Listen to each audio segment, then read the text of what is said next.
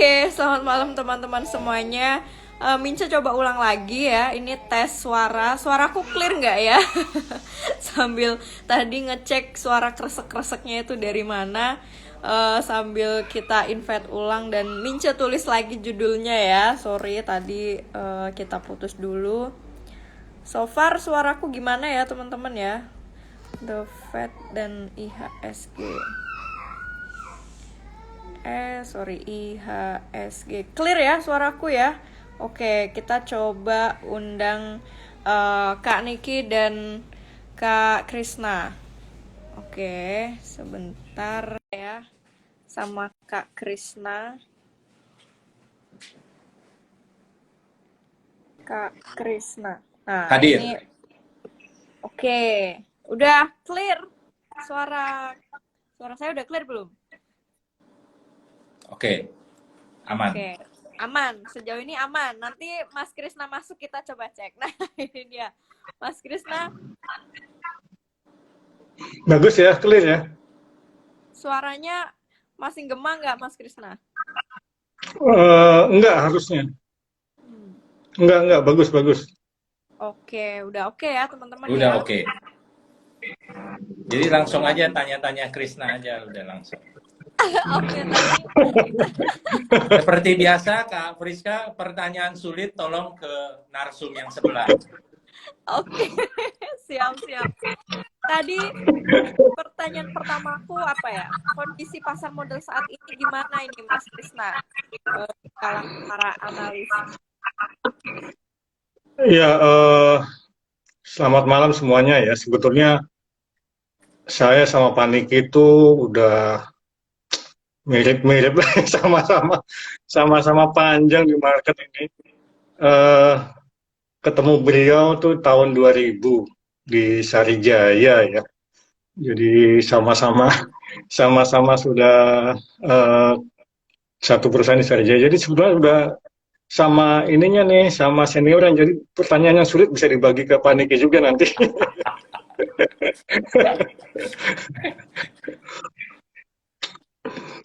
Ya, saya rasa mungkin pandangan saya dengan Paniki mungkin hampir sama ya, mengenai apa yang kita alami saat ini. Itu belum pernah saya lihat ya, belum pernah saya lihat sebelumnya. Jadi apa yang terjadi saat ini itu benar-benar sesuatu yang baru ya, pengalaman baru kita.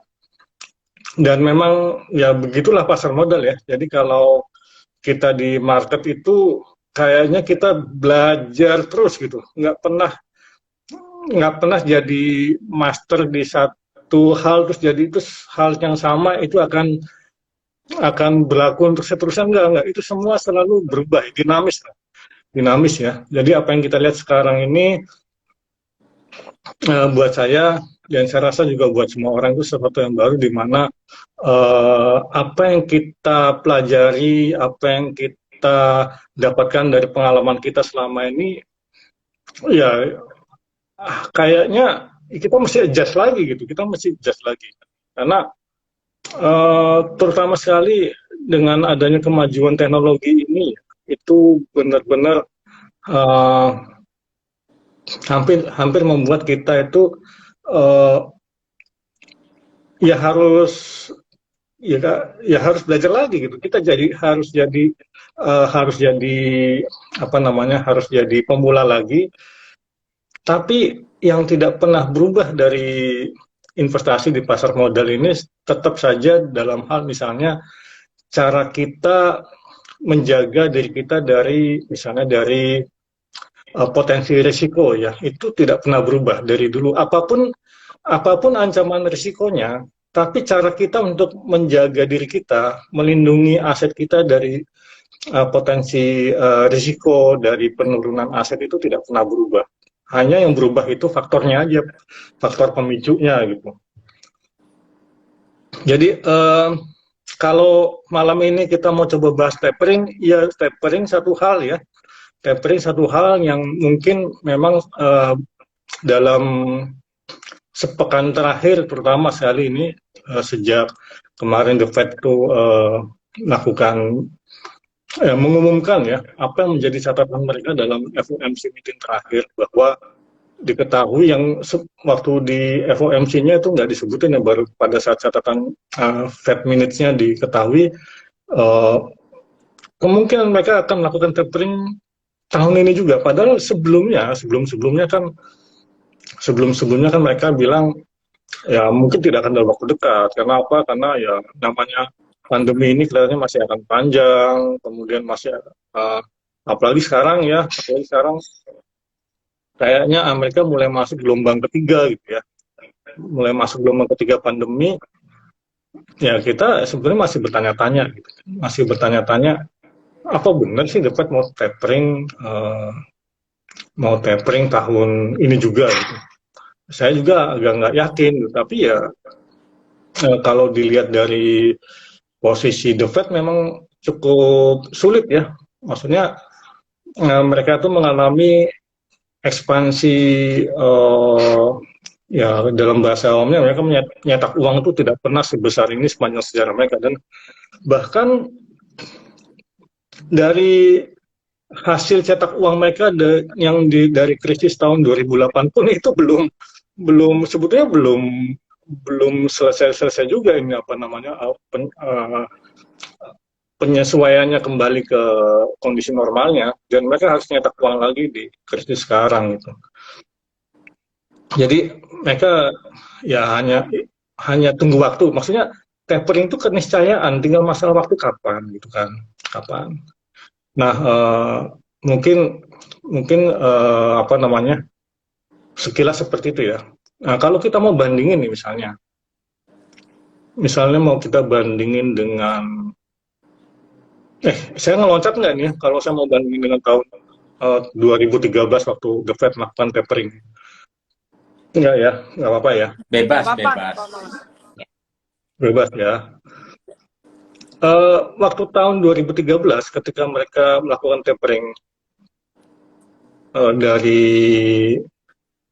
kuantitatif easing yang mereka lakukan mulai tahun 2008 akhir, 2009 terus ya sampai 2013, itu kita memang kena dampaknya parah sekali ya. Selama 3 bulan berturut-turut itu IHSG itu turun terus gitu ya.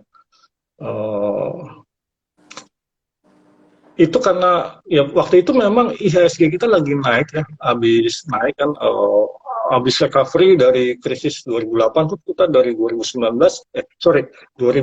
tuh naik terus gitu ya. Nah, kemudian kena tapering lumayan parah. Jadi kalau kita bilang itu kayak krisis kecil ya. Jadi di antara krisis besar seperti 2008, 2008, terus 2009, kemarin 2010 itu ada krisis-krisis kecil gitu ya, seperti tahun 2013, 2015. Nah itu kita ngalamin krisis kecil karena dalam 3 bulan itu kita turun terus.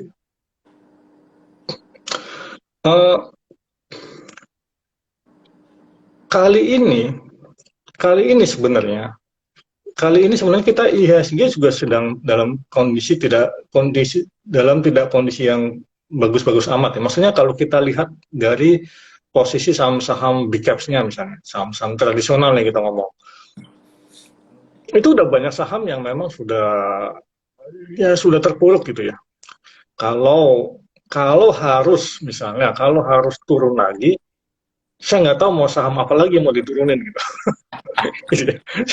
saya nggak tahu mau saham apa lagi yang mau diturunin gitu. Unilever udah 4.100 gitu kan. Dari 9.000, dari 10.000-an. Banyak saham-saham itu, hanya satu contoh, saham perusahaan gudang garam dan lain-lain. Itu satu. Kedua, yang membedakan kita sekarang dengan waktu tapering yang 2013 itu, partisipasi investor lokal kita sekarang itu sudah besar sekali dibanding waktu tahun 2013. Jadi waktu 2013 kenapa kita parah? Karena waktu The Fed tapering, asing benar-benar tarik keluar dananya, dan nggak ada bantalan yang bisa menahan penurunan indeks itu. Lokal kita kan waktu itu masih minoritas gitu ya, paling cuma 40% gitu kan, Kalau sekarang kan kebalik, domestiknya harusnya udah berapa panik ya? 60%, 60% 70%. asingnya tinggal 70% malah. Nah itu apa Paniki kan itu backgroundnya emiten news, itu datanya komplit lah. Jadi kalau saya tanya data sama Paniki, nah, udah dengan kondisi retail kita, domestik kita yang 70%, harusnya sekarang kita lebih lebih bantalnya lebih kuat ya, harusnya. Ketiga, kalau saya lihat dari misalnya indikator yield obligasi pemerintah ya, yang jangka panjang nih, yang 10 tahun. Waktu tahun 2013 naiknya parah, artinya memang benar-benar asing tarik uang gitu ya, asing tarik uang. Jadi kalau asing tarik uang itu nggak hanya cuma di saham, tapi juga obligasi. Kalau obligasi dijualin karena asing jualan gitu kan, yieldnya naik. Kenapa yield naik? Karena harga obligasi turun gitu kan. Nah kalau yang terjadi sekarang enggak tuh, kalau ya nggak tahu belum kali ya. Tapi harusnya enggak, mudah-mudahan enggak. Karena apa? Karena meskipun isu tapering sudah demikian banternya gitu ya, dan dipertegas dengan uh, FOMC minutes kemarin, kita punya yield obligasi 10 years-nya tuh masih kalem-kalem aja di sekitar 6% gitu ya. Beda waktu tahun 2013, udah rally gitu, rally terus. Jadi ya mudah-mudahan seperti itu. Dan ke berapa tadi, ketiga ya, sekarang keempat. Nah, kita punya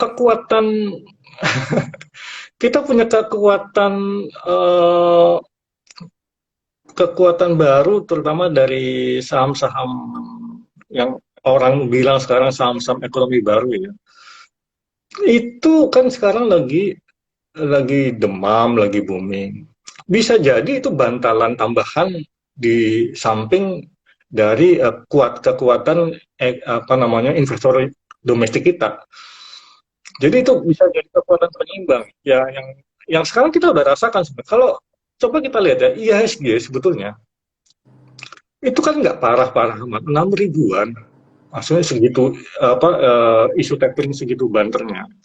Tapi IHSG kita masih bertahan gitu. Padahal kalau kita lihat saham-saham tradisionalnya ya sudah lumayan banyak yang turunnya lumayan parah ya. Ya, jadi ya seperti itu. Mudah-mudahan tapering kali ini kalau iya benar dilakukan tahun ini gitu ya, ya dampaknya harusnya tidak separah tahun 2013. Dan jangan lupa meskipun segala macam kondisi faktor yang bisa menjadi pemicu potensi kerugian kita, itu sebenarnya selama kita tetap menggunakan cara ya entah itu cara kita untuk melindungi aset kita kan macam-macam ya, teman-teman pasti sudah lumayan ya mungkin sudah setahun 2 tahun ini kan sudah ngalami goncangan-goncangan market, tahulah cara menjaga dirinya harusnya ya itu nggak pernah berubah. Jadi faktor penyebab misalnya penurunan market sih bisa apa saja, tapi kita harusnya bisa menjaga diri kita, itu nggak pernah berubah sih. Mungkin dari saya itu dulu, Kak Friska. Oke, terima kasih Kak Krisna, itu super lengkap. Nah, ini pertanyaan tadi kita udah mendengarkan, lanjut pertanyaan dulu ya teman-teman sebelum kita diskusi Q&A. Pertanyaan mudah kita berikan ke Kak Niki. Ini biasa yang suka mengayomi kami lah para juniornya. Apakah pernah panik sih kalau Kak Niki kami terkait tapering the Fed ini kalau melihat tadi dan mendengarkan penjelasan dari Kak Krisna? Oke, mudah-mudahan saya menjawab tadi ada nggak jelas suaranya Kak Friska, tapi oke. Saya mungkin coba-coba menambahkan yang tadi disampaikan oleh Kak Krisna. Tadi poinnya adalah tapering itu adalah sebuah keniscayaan. Teman-teman, mari kita lihat kembali ya. quantitative easing QE itu dilakukan oleh central bank untuk menstimulasi supaya ekonomi berjalan. Koreksi saya kalau salah Pak Krisna. Untuk itu, ya kan?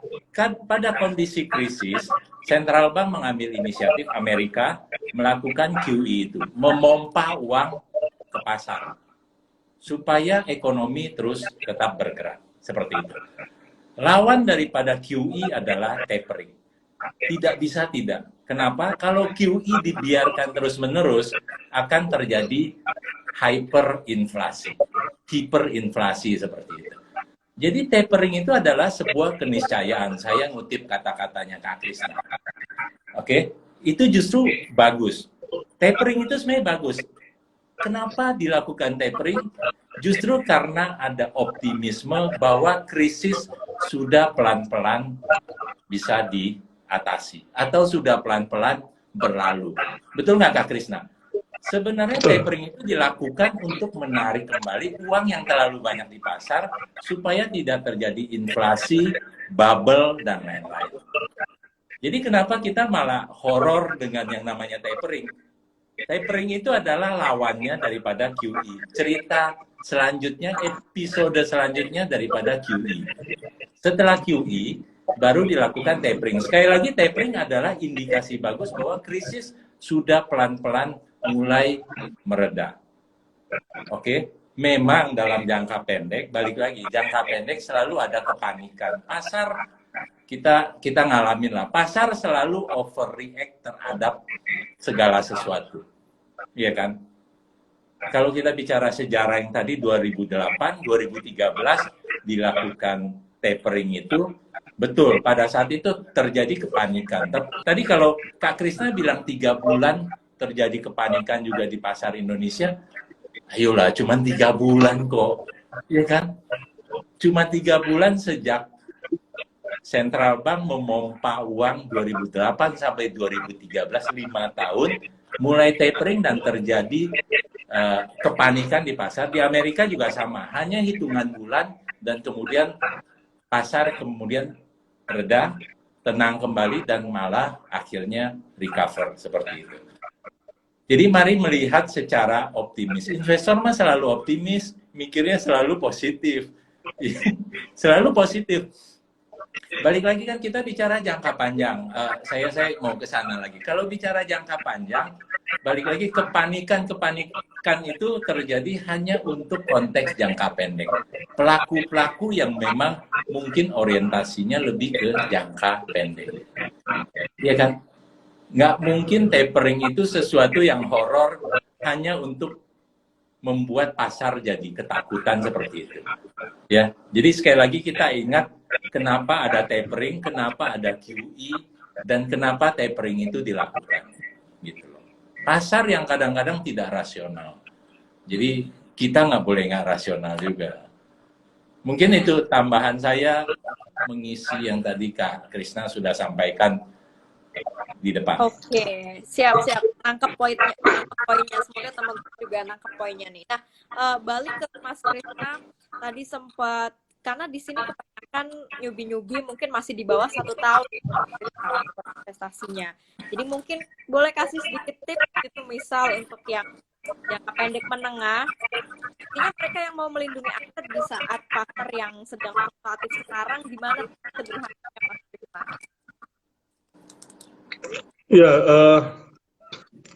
Ya sebetulnya poin bagus dari Pak Niki tadi bahwa kalaupun ada koreksi itu kan sebetulnya sifat temporer, karena yang namanya pasar modal itu kan secara jangka menengah panjangnya pasti pergerakannya akan inline dengan perekonomian. Tidak pernah tidak sembangun ya, pasti akan sembangun itu. Nah, yang namanya ekonomi dalam jangka menengah panjang pasti akan tumbuh. Itu juga keniscayaan. Nggak pernah ekonomi dalam jangka menengah panjang itu nyungsep terus, nggak pernah. Pasti akan tumbuh. Kalau karena emiten ada yang nyungsep. Iya. Oh iya, emiten ada yang nyungsep. Tapi kalau Tapi betul itu ekonomi pasti ekonomi selalu bertumbuh, setuju. pasti karena Lanjut. ya Ya. kita karena apa namanya kita bicara pasar modal secara keseluruhan yang ini kalau kita wakili dengan misalnya pergerakan IHSG gitu ya dengan indeks pasti akan naik. Kenapa? Ya dari sisi pertambahan jumlah penduduk aja pasti akan nambah terus kan. Karena jumlah setiap bayi lahir itu pasti akan menciptakan ekonomi baru, pasti akan menciptakan apa namanya nilai ekonomi yang itu pasti akan menambah GDP. Itu udah apalagi kita yang penduduk ekonomi terbesar keempat ya setelah China, India, Amerika, Indonesia, baru Brasil ya. Jadi pasti akan tumbuh. Jadi jangan pernah takut itu. Tapi yang yang yang yang yang gugup-gugup ini kan pasti kan trader ya, trader. Asik. Nah, trader. Istilahnya gugup. Saya juga trader sebetulnya. Saya juga trader karena saya bukan investor eh, yang betah untuk apa namanya pegang saham dalam waktu yang berlama-lama gitu ya. Nggak seperti misalnya Pak Niki gitu kan. Pak Niki kan wah itu kan super super investor lah. Super investor yang selalu tenang gitu ya, seperti air danau. Kalau saya tuh air yang buat arum jeram gitu. Air arum jeram yang riaknya tuh besar sekali. Ya, jadi pertanyaan itu memang pasti ditanyakan ke saya. Kalau ditanya ke Paniki, ya pasti nggak usah khawatir, nggak usah panik. Ya. Kalau saya orangnya masih ada panik-paniknya. Saya orangnya ada panik-panik. Makanya saya nggak Tapi saya sariawan, selalu, Kak Krisna. wah iya betul. Saya nggak sariawan, karena saya nggak panik. Ya, saya mewakili para trader yang panikan nih paniknya. Saya mewakili trader yang panikan nih. Eh, apa namanya? Sebagai trader itu ya selalu harus bisa ber, berimprovisasi dan terus menyesuaikan diri dengan keadaan lah. Jadi apapun kondisi marketnya itu harus bisa selalu mencoba tenang. Ya panik boleh, tapi harus mencoba tenang gitu. Karena kalau tidak tenang, biasanya kita pikirannya pendek dan mudah terhasut ya, terhasut oleh Mudah ya. halu ya. Apalagi sekarang ya di zaman sekarang ini begitu mudahnya informasi kita dapat dari sosmed. Banyak sekali informasi sana sini kita dengar si A bilang ini, si B bilang ini. Nah kita mencoba untuk apa nih? Mencoba untuk balik lagi ke apa yang kita yakini gitu. Apa yang kita yakini, apa yang kita percayai. Karena tidak bisa satu pandangan orang itu akan berlaku umum untuk semua orang, nggak bisa. Kondisi orang itu beda-beda, kondisi orang beda-beda ya.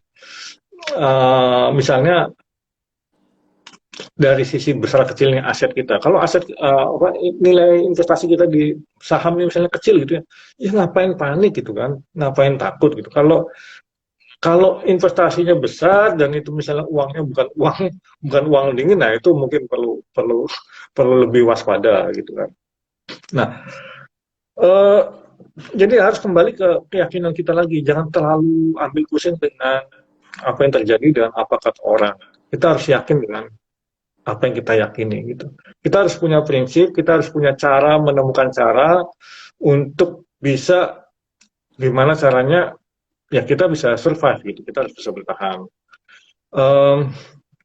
Kalau cara saya itu paling gampang.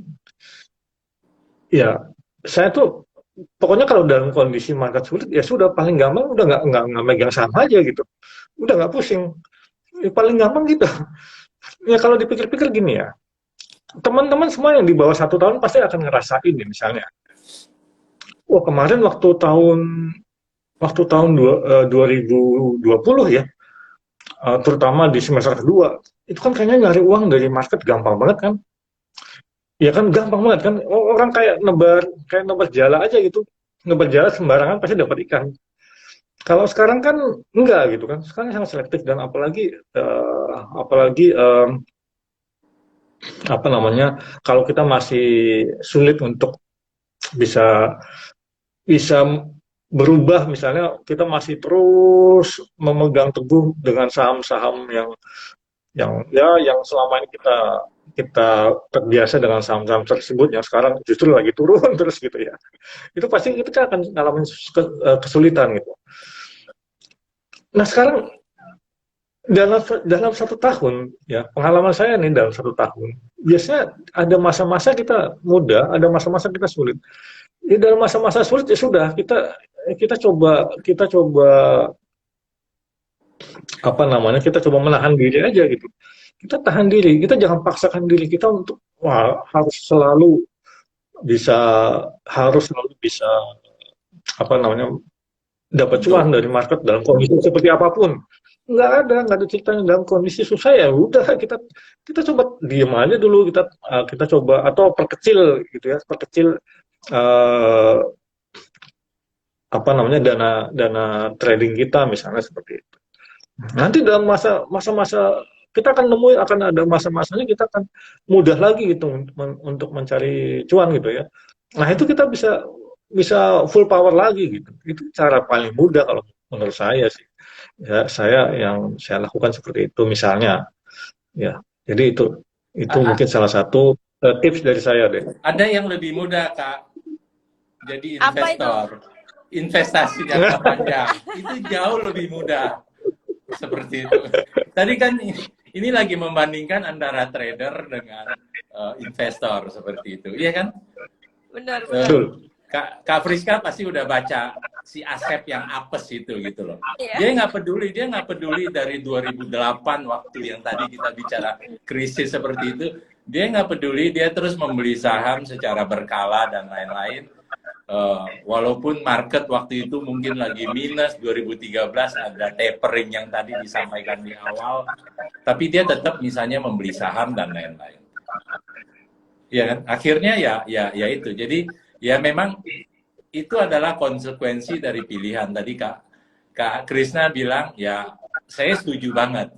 Kalau jadi trader, kalau saatnya tidak cocok untuk ditradingkan, pasarnya tidak memungkinkan untuk ditradingkan, jangan ditradingkan. Nanti akhirnya bukan trader itu, jadi spekulan. Saya nggak mau ngomong jadi penjudi nih, tapi jadi spekulan. Kak Krisna sudah jelas mengatakan, pada saat kondisi tidak cocok untuk ditradingkan, ya nggak usah ditradingkan. Tapi yang tadi balik lagi, lebih enak jadi investor. Ya beli terus saja, nggak apa-apa, nggak peduli. Pasar mungkin nggak selalu mendukung. Kalau sekarang bukan zamannya bullish, bukan zamannya bearish juga. Kak Krisna setuju nggak? Ini nggak bullish, ini nggak bearish, ini lagi kangguruis, lompat-lompat. Kangguruis ISG masih 6.000 kok. Iya, bolak-balik di 6.000, 5.900, 6.100, itu kangguruis namanya. Jadi kita semua tahu seperti itu, dan tadi mungkin memang tidak cocok untuk ditradingkan. Ya udah, ada sisi lain loh yang kita bisa jadi investor. Atau sebaiknya pemikiran awal itu tetap bertindak sebagai investor, gitu. Kan dua hal yang berbeda, ya. Nggak jadi saling bertabrakan, tapi dua hal yang saling berbeda, yang kita masalah pilihan mau satu itu atau mau yang kedua atau mau dua-duanya pun bisa, tapi jangan dipaksakan kalau tidak bisa dilakukan seperti itu. Saya nimbrung pertanyaan tadi aja sih Kak Friska. Iya, itu secara tidak langsung menjawab ini ya, terkait manajemen juga ya Kak Niki ya, karena sebagai investor tadi ya udah berkala aja deh untuk ininya, lebih enaknya cash manajemennya. Selain berkala, ada tips lain lagi nggak Kak Niki untuk inilah manajemen keuangan di saat kangguruis kayak gini?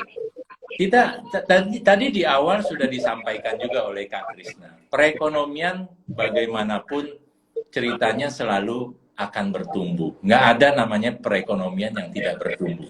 Ya kan? Tadi disampaikan, lahir bayi satu itu udah menambah sepersekian per mil daripada perekonomian seperti itu. Ya kan? Kalau perekonomian selalu bertumbuh, ada fakta-fakta yang begitu gampang kita cerna. Perekonomian bertumbuh, artinya emiten-emiten bagus juga akan terus bertumbuh seperti itu.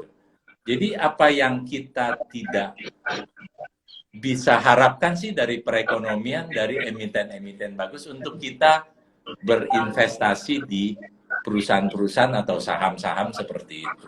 Iya kan?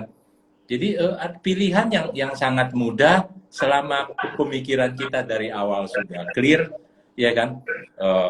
Kan selalu investasi jangka panjang, saham adalah bukti kepemilikan, bosan orang dengar saya ngomong itu, tapi itu hal yang paling sederhana yang kita selalu abaikan gitu loh.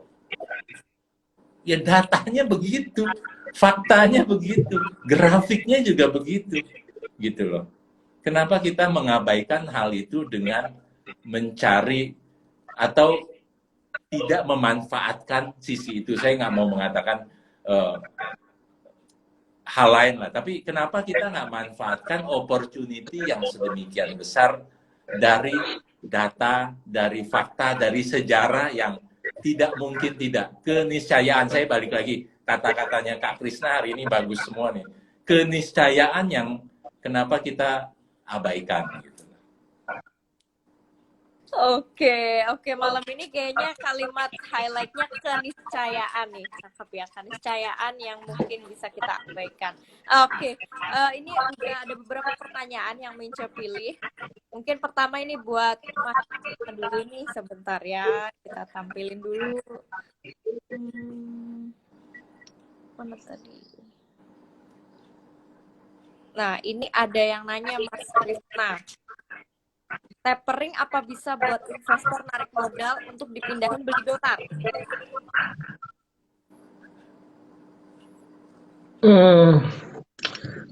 Tadi sekilas saya sudah ceritakan sebetulnya. Kalau itu kejadian tahun 2013, jawabannya bisa iya. Karena saat itu memang kita lihat rupiah lumayan lumayan kena ya kalau kita lihat dari misalnya di mengacunya ke yield obligasi pemerintah kita yang waktu itu naiknya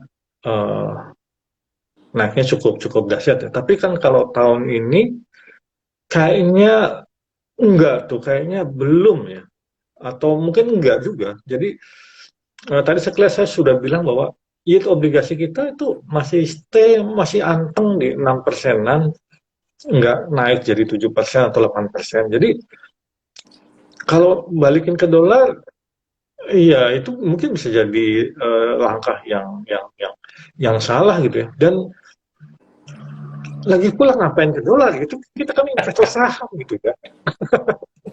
saya seumur umur nggak pernah migrasi pindah jalur gitu ya, dari saham ke dolar atau dari saham ke gold atau dari saham ke even kripto aja saya nggak nyicipin gitu. Saya selalu setia dengan saham karena ya saham saya sama saham tuh udah satu frekuensi gitu, udah Asik. Udah Asik. paham, udah satu frekuensi. Iya udah paham, udah kenal banget gitu ya. Kalau saya harus pindah jalur ya saya mesti belajar lagi gitu kan. Saya nggak ngerti. Enggak, kalau kita gampang pindah-pindah gitu mungkin kita jadi nggak pinter-pinter. Tapi kalau kita udah menguasain satu ya udah kuasain aja saham. Jadi menurut saya jawabannya Kak Krisna, QE itu pertama di tahun 2008 dalam sejarah. Sebelumnya nggak pernah ada QE, betul ya? Nggak pernah, Pak. Oke, karena waktu itu ada subprime crisis itu, krisis subprime, dilakukan QE 2013 tapering. Oke, kemarin waktu pandemi, krisis pandemi, Amerika melakukan QE lagi. Apakah sejarah akan berulang bahwa tapering itu akan membuat orang menjadi panik dan lain-lain? Saya sejujurnya bilang, saya nggak percaya orang akan jadi panik. Orang belajar dari sejarah bahwa 2013 itu paniknya itu hanya sesaat, 3 bulan atau hanya 6 bulan. Setelah itu pasar naik. Tadi saya katakan, kalau tadi disimak di awal, tapering itu adalah indikasi bagus bahwa ekonomi sudah recover. Krisis sudah pelan-pelan berlalu. Jadi sambutlah tapering dengan duit yang banyak, bukan malah keluar dari pasar. Betul kan? Tuh. Oke, Nah, itu udah dipertegas tuh. ya. Jadi jangan beli Nah, dolar, itu. beli saham. Oke, Iya benar, nah, karena kalau kita beli dolar itu kan artinya kita pesimis gitu ya. Jadi selalu saham itu selalu sisi yang positif, dolar, emas, dan yang lain-lain itu udah sisi yang negatif. Jadi orang-orang pesimis selalu belinya dolar. Sementara kita Cakep. saham, kita saham tuh orang yang kita saham tuh orang yang optimis gitu. Makanya saya beli saham terus karena saya optimis, Kak Krisna. Kalau mantap. ya kalau Pak Niki harus jadi investor karena kalau jadi trader terus lagi ditinggal ultramaraton, waduh bisa Akhirnya itu, enaknya jadi investor adalah saya bisa beli saham dan saya tinggal. Saya mau ngapain, saya mau lari, saya mau ngeband, saya mau naik gunung, saya mau kerja di emiten news. Saya punya banyak waktu karena saham saya tidurin. Kalau saya jadi trader mungkin saya nggak punya banyak waktu jadi pelari seperti itu. Yes. Iya. Asik. Dan saya nggak sariawan pastinya. Oke, pertanyaannya ke Kaniki. Kasihan ini Mas Krisna sedang menahan saya. Nah, benar. Ada pertanyaan tadi. Nah, ini ada pertanyaan dari Mas Esra. Kira-kira apa setiap pertumbuhan ekonomi itu kebanyakan harus melewati siklus tapering? Ya, tapering itu hanya terjadi, tapering itu adalah koin daripada sisi lain daripada QE, quantitative easing. Tapering itu tidak akan ada kalau tidak ada QE. Jadi itu bukan siklus, siapa? Erzaf, bukan siklus, tapi itu adalah counter daripada adanya QE yang dilakukan oleh central bank seperti itu. Siklus yang kita tahu seperti biasa, ada resesi, ada recovery dan lain-lain seperti itu. Tapering itu tidak selalu dilakukan kok. Kalau nggak ada QE, nggak ada cerita tapering. Gitu aja sih Kak, singkat. Nah, ini pertanyaan berikutnya nih bagi kaum yang puter. Mungkin tips dari Kakak Niki gimana nih? Saya suka dengan satu hal ini. Pertanyaan untuk kita semua teman-teman adalah bukan kapan sih kita beli saham, bukan saham apa sih yang kita harus beli, tapi pertanyaan paling utama adalah kita beli saham untuk disimpan berapa lama. Itu yang harus selalu kita ingat. Jadi kalau istiaska, kalau nanya seperti itu, saya balik lagi kan, kalau kita beli saham, walaupun baru 1 tahun, jangan minder. Saya sama Krisna udah 20 tahun, tapi nggak lebih jago daripada yang baru 1 tahun, seperti itu. Betul kan Kak Krisna? Kita merasakan jatuh bangun seperti itu. Tapi kalau kita masuk di pasar dengan konsep yang benar, saya beli saham karena saya memang punya tujuan yang jelas, pemahaman yang jelas, dan lain-lain. Bagaimana cara mengamankan aset? Ya udah aman, karena pola pikirnya udah betul kok. Kalau dari awal pola pikir kita udah betul, aset kita pasti aman. Tenang aja. Go! Siap. Ini satu pertanyaan terakhir deh. Nggak tega lihat Mas Krisna. Ya, Kak Krisna aja deh. Nggak apa-apa, nggak apa-apa. Pertanyaan terakhir buat Mas Krisna sebentar. Aku udah. Yang susah banget gitu loh. Saya selalu mengandalkan Kak Krisna dulu waktu di sekuritas. Dia adalah kamus berjalan gitu. Jangan disia-siakan, teman-teman.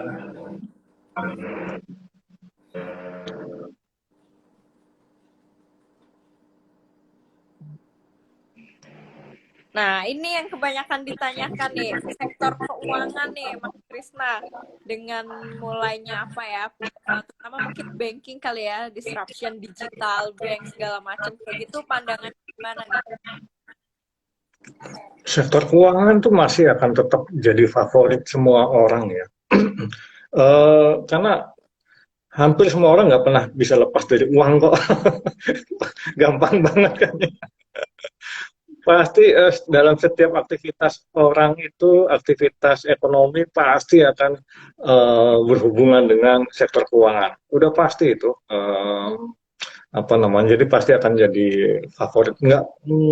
Nggak bisa, kayaknya nggak akan bisa digantikan oleh sektor apapun gitu ya. Dalam kita bicara dalam jangka panjang nih ya. Ini kan dia nanya dalam beberapa tahun ke depan kan. Pasti akan terus berada menjadi pilihan pertama investasi jangka panjang untuk semua orang.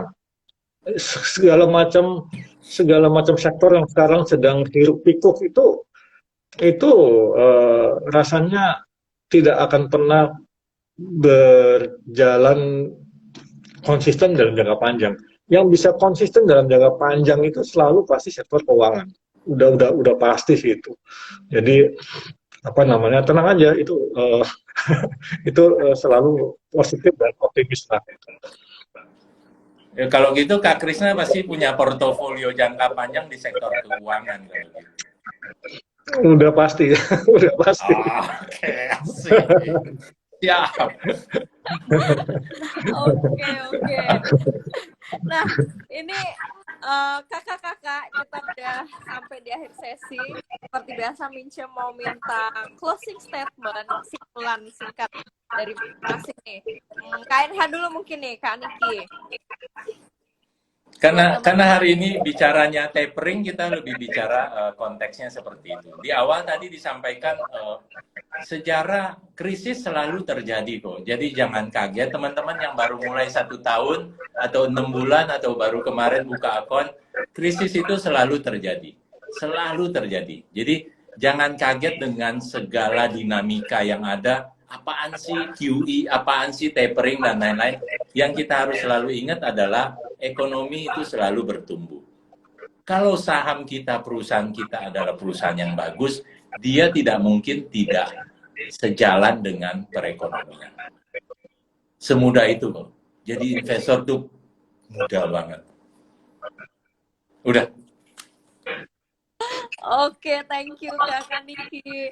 Kak Krisna mungkin boleh ngasih closing statement singkatnya, Kak Krisna. Untuk teman-teman pemula biar nggak pada panikan, nggak terbawa isu-isu saat yang bikin mereka jadi nggak apa ya, ngambil keputusan jadi hanya berdasarkan isu kebanyakan. Iya, biasanya kalau kita panik itu kan biasanya kalau kita dapat banyak dengar berita-berita atau omongan-omongan orang yang kita sebenarnya juga nggak terlalu paham apa sih yang maksud yang diomongin orang itu apa gitu. Ya kita coba ngurangi itu aja, ngurangi banyak mendengarkan orang lain lah. Kita coba belajar sendiri aja, kita coba cari tahu sendiri aja.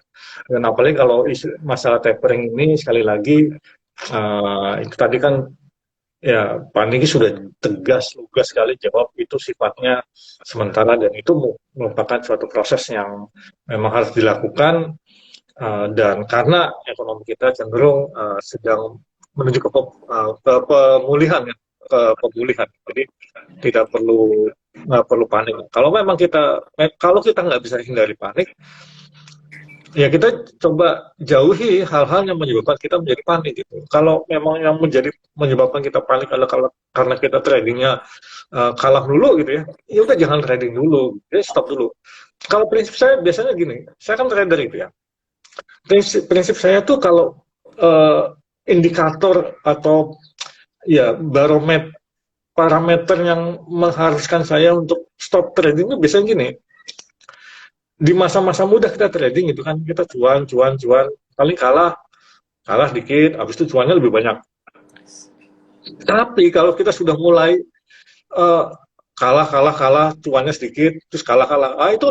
Itu udah saatnya kita udah harus mulai stop, tapi jangan nunggu sampai kalahnya berkepanjangan gitu. Ya, kalau mulai kita udah mulai kalah gitu ya, udah kalah satu kali, dua kali, tiga kali, itu udah tanda-tanda kita udah susah nyari duit tuh. Udah stop dulu. Kita udah stop aja dulu, udah dulu enak tuh, tenang tuh. Jadi apa? Modal kita jadi nggak terlalu tergerus terlalu banyak gitu ya. Modal kita jadi nggak tergerus terlalu banyak. Yang penting kan kita supaya jaga aset kita itu jangan sampai berkurangnya terlalu banyak. Kalau berkurang terlalu banyak, pada saat recover nanti kita sudah kehabisan modal gitu. Sudah kehabisan modal nanti kita balikin modal kita jadi agak lebih sulit. Jadi ya saran saya seperti itu aja lah. Kalau trader mempertaruhkan modal atau aset, kalau investor itu mengamankan aset. Asik. Investor itu adalah mengamankan aset kita. Kalau trader tadi, saya cuma ngutip Kak Krisna sih, mempertaruhkan modal atau aset. Enaknya jadi investor gitu. Semoga lekas sembuh sariawannya Kak Krisna. Oke. Obrolan santai kita malam ini insightful ya buat aku pribadi juga akhirnya dapat gambaran ya tentang sejarah masalah seperti apa tercerahkan. Terima kasih banyak ini ya Mas Krisna, Kak Niki untuk waktunya, dan buat teman-teman juga yang itu tercerahkan. Nanti izin untuk share di IGTV biar bisa pada nonton nih undangan-undangan dari kakak-kakak senior kita. Paling tidak sudah banyak merasakan asam, manis, garam, suka-duka segala macamnya. Ya, terima kasih Kak Niki, Mas Krisna, jaga kesehatan, stay safe di rumah masing-masing. Semoga habis pandemi kita bisa reuni bertiga lagi. Amin. Terima kasih Kak Friska, Kak Krisna, teman-teman semua. Pak Niki. Sampai ketemu lagi. Sehat-sehat semua. Semuanya. Siap. Ya.